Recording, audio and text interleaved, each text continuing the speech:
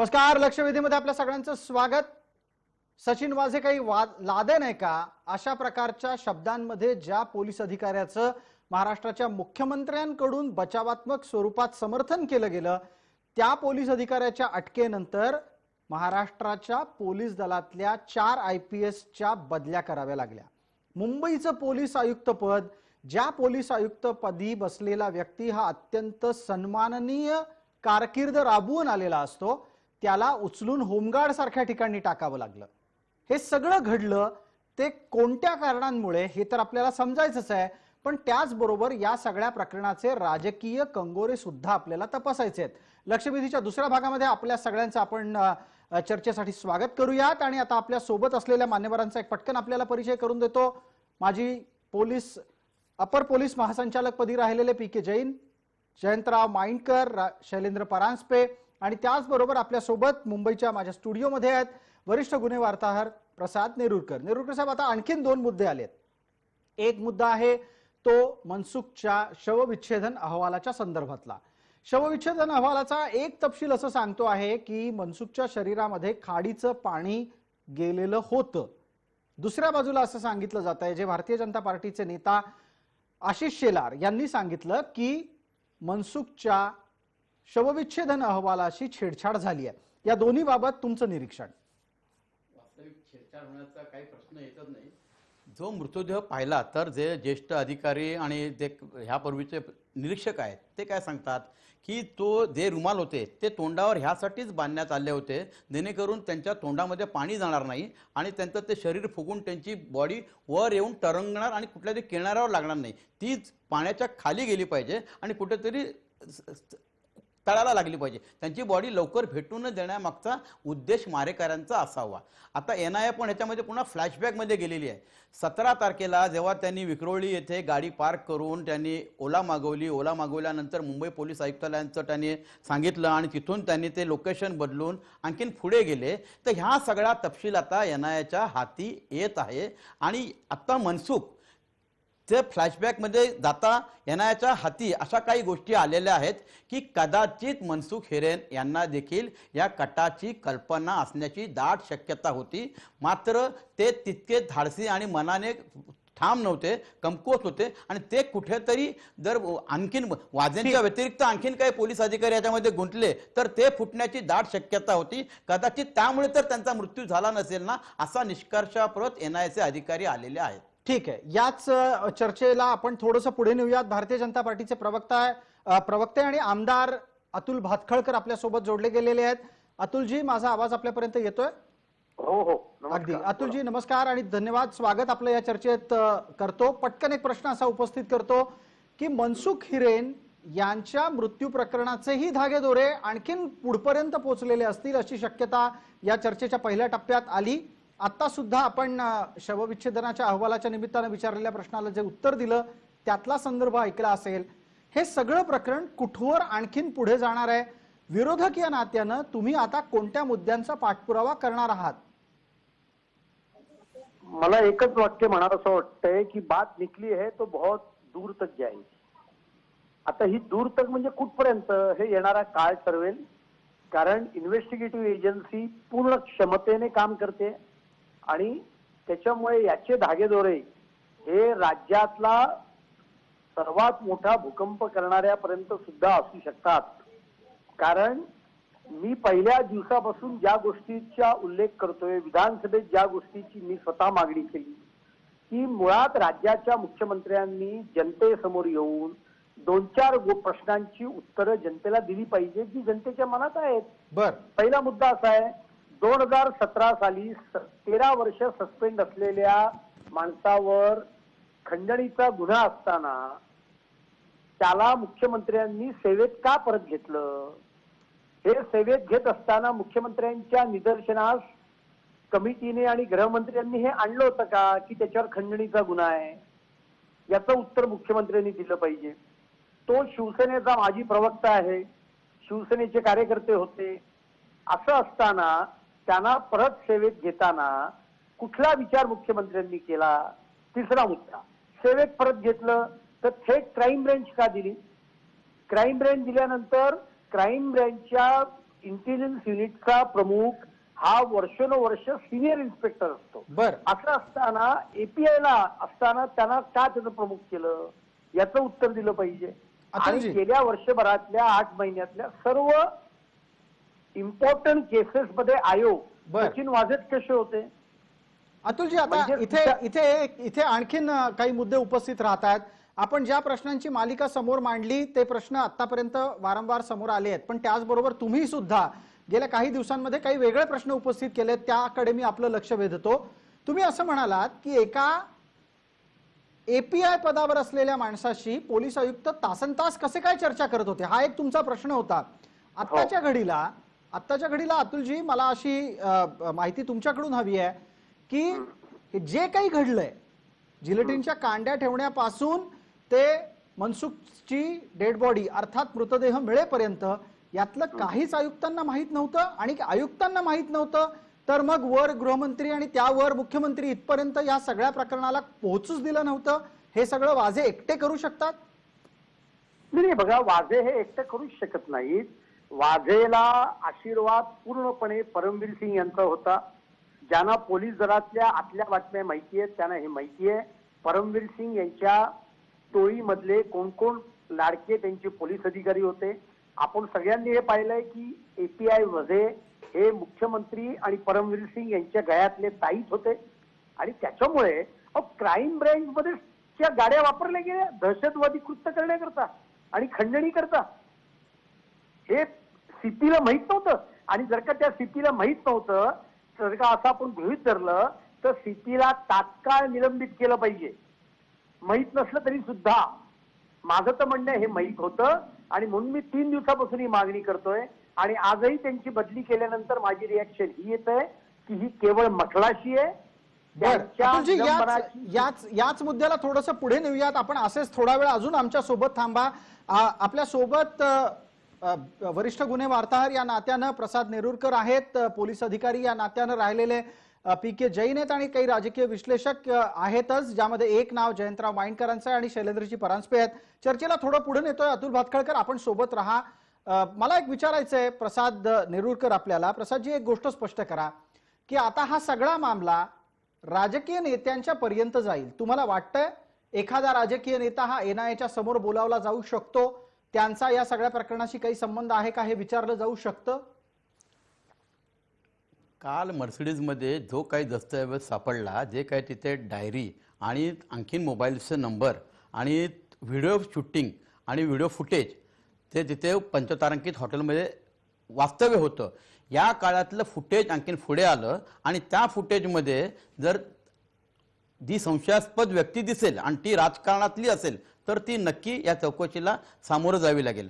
आता भातखळकर थोड्या वेळापूर्वी जे काही उदाहरणं देत होते, तर अशी उदाहरणं फक्त ह्या आताच्या सरकारमध्ये झालेली नाही आहेत. मागच्या सरकारमध्ये देखील प्रदीप शर्मा जेव्हा न्यायालयातून संपूर्ण आपल्या आरोपातून मुक्त झाले तेव्हा त्यांची नियुक्ती पण ठाण्यामध्ये झाली होती. आणि तेव्हा आत्ताचेच पोलीस आयुक्त परमवीर सिंग हे ठाणा पोलीस आयुक्त होते आणि प्रदीप शर्मा यांच्याकडे तेव्हा क्राईम ब्रँचची जबाबदारी होती आणि त्यांनी दाऊदच्या भावाला मी आपल्याला यासाठी थांबवतो. एक नवा तपशील समोर येतोय. एकदा पूर्ण चित्र कशा स्वरूपात समोर येते ते पाहूयात, त्यावर आपल्याला राजकीय प्रतिक्रियाही जाणून घ्यायच्या. संजय राऊत काय म्हणतात ते आता पाहणं आपल्या सगळ्यांसाठी लक्षवेधी आहे. संजय राऊत यांनी ट्विट केलंय. संजय राऊत यांचं ट्विट आता पूर्णपणे पडद्यावर येईल, ते आपण पाहूयात. ते असं म्हणतात, मुंबई तसेच महाराष्ट्र पोलीस दलास नवे नेतृत्व मिळालेले आहे. संजय राऊत यांच्या ट्विटवरचा हा तपशील आपण पहा. आपल्या पोलीस दलाची परंपरा महान आहे. एखाद्या वावटळीत पोलीस दलाची पडझड होईल या भ्रमात कोणीही राहू नये.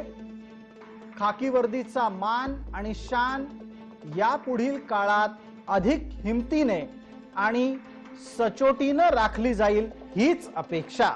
अतुल भातखळकर, आपली पहिली प्रतिक्रिया. संजय राऊत आता सांगतात की पोलीस दलाची मान राखा, शान राखा आणि सचोटीने वागा. हे त्यांना पोलिसांना सांगावं लागलं. काल परवापर्यंत ते पोलीस दलाची बदनामी विरोधक करतायत अशी भूमिका घेत होते. नाही, सचिन राऊतांची संजय राऊतांची विधानं ही काही फार गांभीर्याने घ्यायची कारण नाही. कारण त्यांनी स्वतःच सांगितलंय कंपाऊंडर कडनं ते औषधं घेतात. त्याच्यामुळे मला त्यांच्या मनस्थितीविषयीची खूप काळजी असते. माझे चांगले मित्र आहेत ते, तो मुद्दा नाही आहे. आणि त्याच्यामुळे पोलीस दलाचं शौर्य आणि त्याची इब्रत ही काही एक दोन पोलीस ऑफिसरच्या हाताखाली नसते. तेलगी प्रकरणामध्ये डीसीपी, जॉईंट सीपी इथपर्यंतची लोक निलंबित झाली.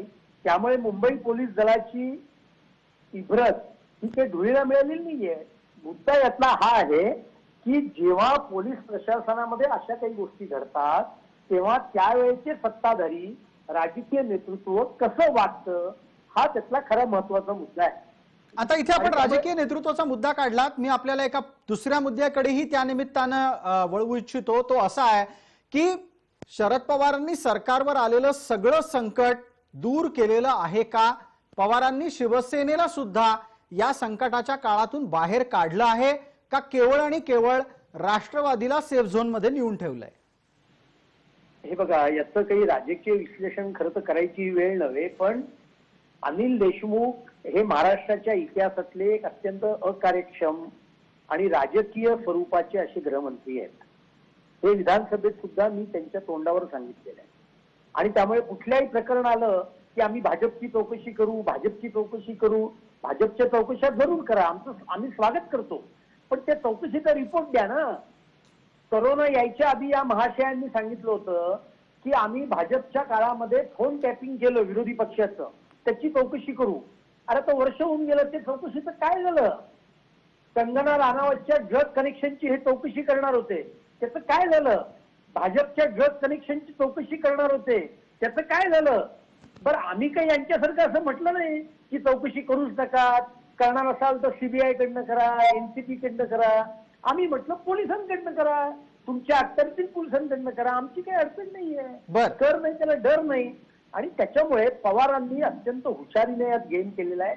परमवीर सिंग यांना त्यांनी हटवलेलं आहे आणि गृहमंत्री पद मात्र त्यांनी स्वतःच वाचवलं. धनंजय मुंडेंवर कारवाई होऊ दिली नाही, त्यांच्या स्वतःच्या गृहमंत्र्यावर कारवाई होऊ दिली नाही. आणि त्याच्यामुळे मला असं वाटतं की आता उद्धव ठाकरे हे मुख्यमंत्री नसून हे राष्ट्रवादीच्या हातातले एक पपेट बनलेले आहेत असं माझं मत आहे. ठीक आहे, या निमित्तानं एक राजकीय विश्लेषण आपण जाणून घेऊ. आपल्यासोबत शैलेंद्र परांजपे आहेत. शैलेंद्रजी, एक गोष्ट पटकन आपल्याकडून जाणून घेतो. शिवसेनेनं आतापर्यंत त्यांचे लाडके असे 2 मोहरे या सरकारमध्ये मुख्यमंत्रीपदी राहून सुद्धा गमावले. संजय राठोड, ज्यांच्या राजीनाम्याची मुख्यमंत्र्यांना गरज वाटत नव्हती, मात्र नंतर असं कळलं की शरद पवारांनी सांगितलं म्हणून त्यांचा राजीनामा झाला. परमवीर सिंग, जे दुसरे लाडकं व्यक्तिमत्व होतं, ते सुद्धा शिवसेनेला गमवावं लागलं. आणि त्याच्या तुलनेत जे वादग्रस्त लोक राष्ट्रवादीत होते ते तसेच्या तसे सुरक्षित दिसत आहेत. शैलेंद्रजी, राष्ट्रवादी सरकार चालवते हा आरोप या निमित्तानं बळकट होतो का? आणि भविष्यात या सरकारची वाटचाल काय दिसतेय?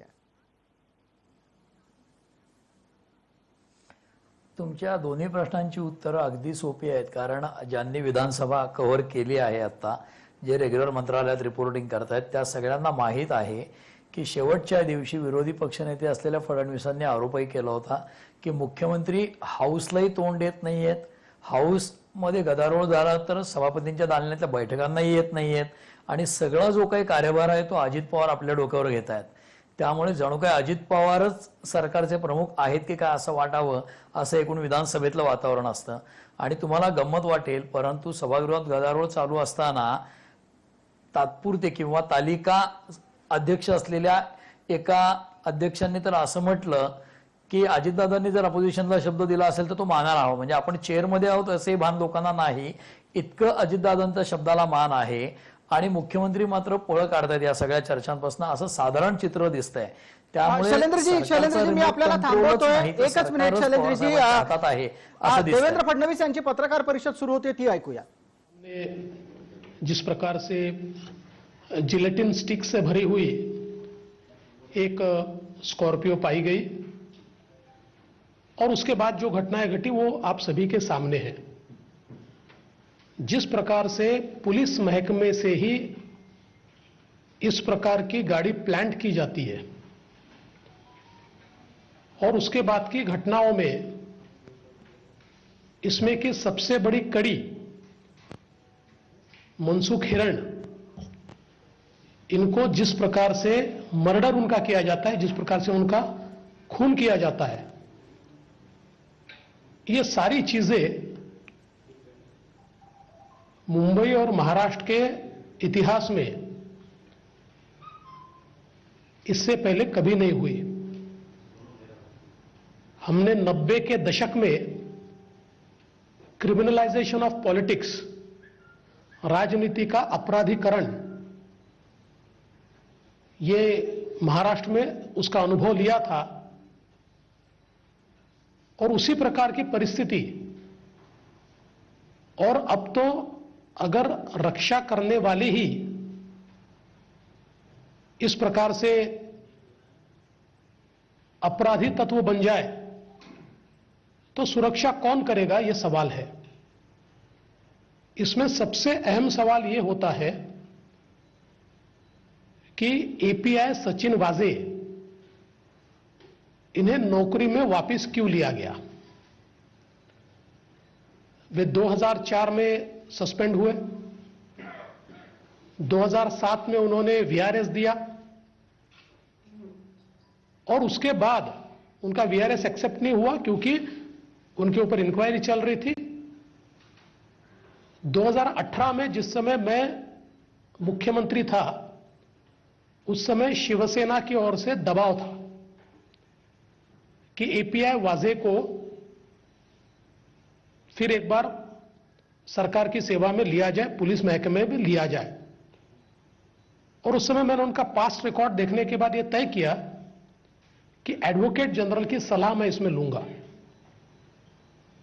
और मैंने एडवोकेट जनरल जी की सलाह ली। हालांकि वो कोई रिटर्न सलाह नहीं थी, लेकिन मैंने उनको फाइल दिखाई और उन्होंने मुझे साफ ये कहा कि इस मामले में हाई कोर्ट ने उनको सस्पेंड किया है, बहुत गहरी इंक्वायरी चल रही है, ऐसे समय उनको लेना ठीक नहीं होगा। और मैंने उस समय उनको नहीं लेने का फैसला किया। आप ये भी जानते हैं कि बीच में 2008 में सचिन वाजे, इन्होंने शिवसेना में प्रवेश किया। कुछ समय तक शिवसेना के प्रवक्ता के रूप में भी उन्होंने काम किया और शिवसेना के साथ बड़े गहरे रिश्ते ये सचिन वाजे के रहे। इतना ही नहीं तो जो शिवसेना के एक्टिव लोग हैं, इनके साथ बिजनेस रिलेशन भी उनके रहे, कुछ कंपनीज भी उन्होंने तैयार की। और 2020 में 19 के अंत में जब शिवसेना की सरकार, उद्धव ठाकरे जी की सरकार आई,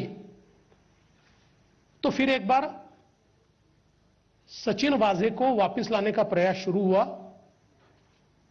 और जैसे ही मार्च में कोरोना आया, तो उसके बाद कोरोना का बहाना बनाकर एक कमेटी तैयार हुई, रिव्यू कमेटी। और रिव्यू कमेटी ने बड़ा सिंपल सा उसमें लिख दिया कि चूंकि कोरोना में हमको अधिकारियों की आवश्यकता है, हमारे कई अधिकारी बीमार पड़ रहे हैं, इसलिए हम सचिन वाजे को वापस लेते हैं। इसमें इंटरेस्टिंग बात यह है कि पूरे कोरोना के काल में कोरोना के कारण अधिकारियों की आवश्यकता है, इसलिए केवल एक ही अधिकारी को या उनके साथ वाले जो 2-3 लोग थे उनको छोड़कर किसी अधिकारी को सरकार ने वापस नहीं लिया। कई ऐसे अधिकारी थे जो छोटे छोटे कारण से सस्पेंडेड थे, उनको नहीं लिया। लेकिन जो हाई कोर्ट के आदेश से सस्पेंडेड थे और यह पता होते हुए भी कि 2017 में इन्हीं सचिन वाजे के ऊपर एक्सटॉर्शन का केस लगा और एक एक्सटॉर्शन रॅकेट। देवेंद्र फडणवीस यांची ही नवी दिल्लीतली पत्रकार परिषद आहे आणि त्यात त्यांनी सचिन वाझेच्या नियुक्तीवरच सवाल उपस्थित केलेले आहेत। प्रसाद नेरुरकर, या नियुक्तीच्या आडून सत्ताधाऱ्यांना कुणावर शरसंधान करायचं असेल? वास्तविक ही अशा प्रकारच्या नियुक्ती ह्यापूर्वी पण झालेल्या आहेत। अनेकदा जे निलंबित अधिकारी असतात, कारण तेलगी प्रकरणापासून, ख्वाजा युनिसच्या हत्येपासून, लखन भैयाच्या एन्काउंटरपासून, जावेद फावड्याच्या एन्काउंटरपासून अनेक मुंबईतले बहादर अधिकारी हे कधी ना कधी निलंबित झाले होते। त्यांच्या चौकशा झाल्या, मात्र न्यायालयीन चौकशा पूर्ण झाल्यानंतर ते खात्यामध्ये आले, त्यांनी चांगली सेवा केली आणि त्यातील काही निवृत्त झाले, काहींनी स्वेच्छानिवृत्ती पत्करली। ठीक आहे, पण आता वाझे प्रकरणामध्ये हा सगळा रोख कुठल्या दिशेने जात असेल? मी तुम्हाला तेच सांगतोय की वाझे आपल्या कर्तृत्वाने ह्या पोलीस दलात पुन्हा आले, मात्र त्यांच्या ते विनाशकाले विपरीत बुद्धी म्हणतात आणि हा त्यांनी स्वतः कुछ तो नया गेम करेंगे, कुछ तो नया कुछ करेंगे. आणि आता जवळच तुम्हाला मी 4 दिवसापूर्वी सांगितलं होतं की त्यातले 2 मोटिव्ह आहेत. एक 2 मोटिव्ह असे होते की एक तर जे काही गदारोळ चालला होता त्यापासून संपूर्णपणे सगळ्यांचं लक्ष, सगळ्या विरोधकांचं लक्ष दुसरीकडे घेऊन जाण्यासाठी स्वतःहून काहीतरी गोष्ट करायची. आणि दुसरा मुद्दा जो प्रमुखपणे एनआयएच्या आता रडारवर आहे की अंबानींना धमकावून त्यांच्याकडून काही उकळण्याचा तर प्रयत्न असावा ना. मात्र ह्या कटामध्ये 4 जे अँगल आहे त्यामुळे तपास अधिकारी सावधतेने तपास करतायत. एक नागपूरचा अँगल आहे, ज्या जिलेटिनच्या कांड्या आहेत त्या नागपूरच्या शस्त्रागारातून बाहेर गेल्या होत्या, त्याचा मार्ग इथपर्यंत कसा आला हे शोधावं लागेल. दुसरा जो फोन आणि जो इंटरनेट वापरला आणि जी धमकीचं पत्र आलं तो आहे दिल्लीचा तिहार जेल. तिसरा आता ह्या लोकेशन्समध्ये ह्या ज्या गाड्या मिळत आहेत त्याचा धुळ्याचं कनेक्शन्स आहे. आणि चौथं जे पंचतारांकित हॉटेलमध्ये हे वाझे राहत होते त्यावेळे त्या ठिकाणी आणखीन काही परराज्यातले व्यक्ती वास्तव्यास होत्या. आता त्यांचं आणि ह्यांचं काही संभाषण झालंय का, त्या डमडेटामध्ये काय आहे, त्या व्हिडिओ रेकॉर्डिंगमध्ये काय आहे, हे जेव्हा पुढे तपासामध्ये पटलावर येईल तेव्हा निश्चितपणे आता या हिरेनचं मृत्यू प्रकरण देखील एनआयए आपल्या ताब्यात घेईल आणि ह्या दोन्ही प्रकरणाचा तपास हा एनआयएच करेल. आता या निमित्तानं पी.के. जैन यांच्यासाठीचा पुढचा प्रश्न आहे. जैन साहेब, या सगळ्या गोष्टी पाहता तुम्हाला हे वाटतंय की येत्या अनेक दिवसातले नवे नवे खुलासे हे महाराष्ट्रात राजकीय अस्थैर्य जन्माला घालू शकतात? पॉलिटिकल सिच्युएशन वरती प्रसादजी मी काही सांगू शकत नाही, कारण की माझा एक्सपर्टीज नाहीये तो. परंतु याच्यामध्ये एवढं स्पष्ट दिसतोय की याच्यामध्ये काही राजकीय पक्षांची आणि काही राजकीय व्यक्तींचे काही एकदम इंटेन्स इन्व्हॉल्वमेंट होती आणि त्यामुळे कुठली काही राजकीय नेते याच्यामध्ये अडचणीमध्ये येण्याची शक्यता एकदम गंभीरपणे मला दिसून येत आहे.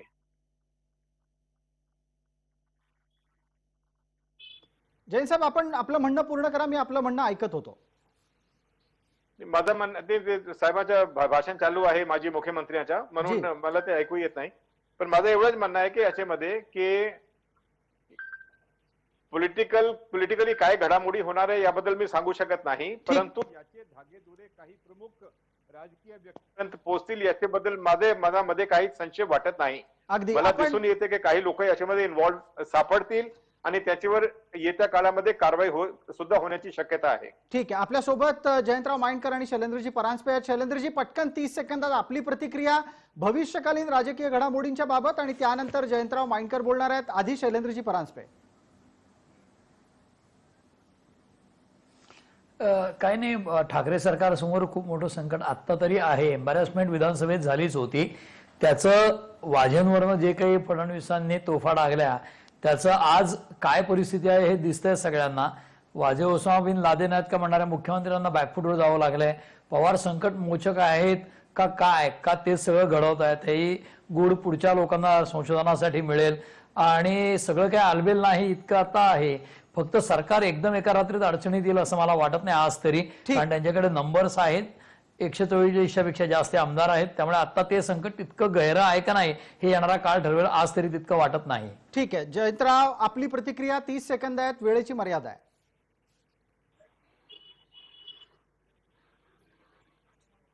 लिहिणं किंवा उद्धव ठाकरेंनी चक्क ते लादेन आहेत का हे म्हणणं एका असिस्टंट पोलीस इन्स्पेक्टर लेव्हलच्या दुय्यम दर्जाच्या अधिकाऱ्याकरता शिवसेनेच्या मुख्यमंत्र्यांनी आणि त्यांच्या मुखपत्रांनी या लेव्हलला जाणं, या प्रश्नाचं उत्तर शिवसेनेला माझ्या दृष्टीने आयुष्यभर द्यायला लागेल.